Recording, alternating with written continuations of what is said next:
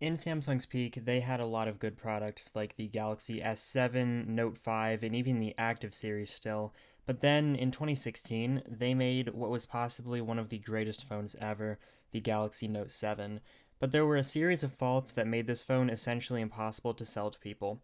This is what went wrong with the Note 7. So everyone has heard about Samsung's battery faults, mostly because Samsung critics still use it in arguments today, but the battery that Samsung used was, in basic terms, faulty.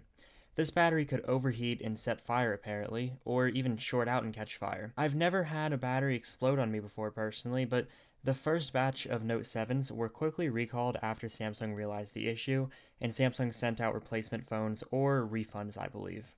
With the green battery icon, these replacement phones actually had a similar issue where the batteries were causing fires mostly while being charged, and Samsung had to act quick, so Samsung ended up recalling another batch of these phones, and this time they gave up on fixing the phone forever.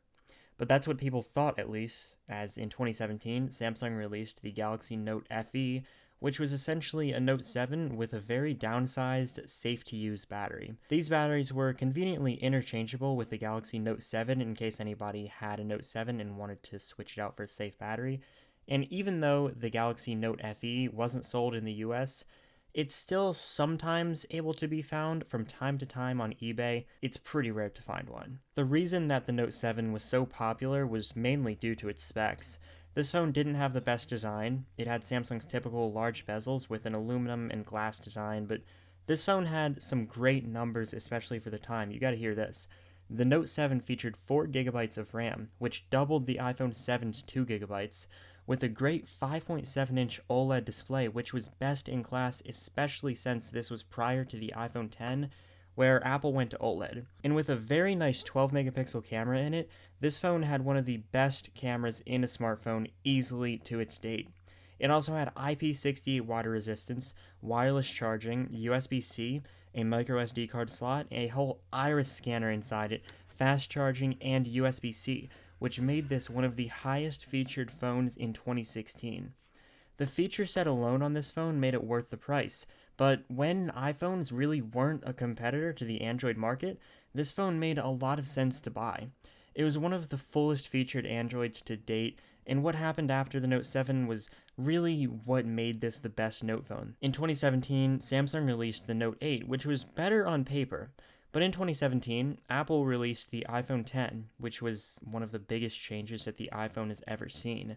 And after that, Samsung continued to release really solid Note phones for a few years, and then we started to see things disappear like the iris scanner, the headphone jack, and the SD card slot. The Note series was permanently discontinued after the 2020 release of the Galaxy Note 20, and Samsung replaced the traditional Note phones with the S Ultra phones. So, in the end, this phone peaked as one of the most power and feature packed phones that could have existed in 2016.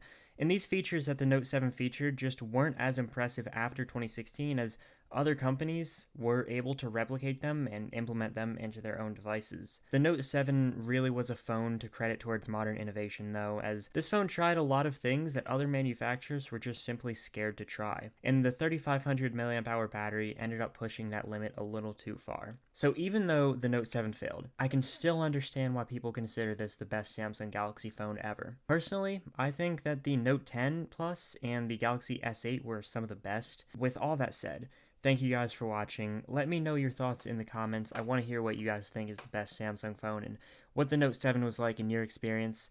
And goodbye.